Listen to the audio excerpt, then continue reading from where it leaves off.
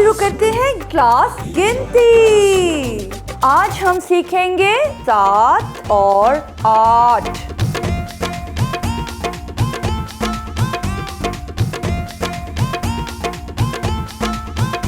अस्सलाम वालेकुम। सीखनी है हमें गिनती, सीखनी है हमें गिनती। 7 और 8, 7 और 8 गिन सकते हो तुम, ऐसे लिख सकते हो तुम, ऐसे 7 और 8, 7 और 8 बता सकते हो तुम, ऐसे दिखा सकते हो तुम, ऐसे 7 और 8, 7 और 8।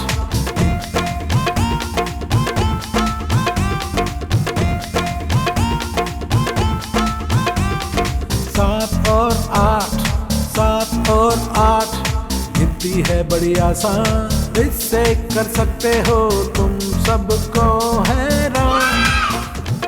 आप सब मिलके बोलो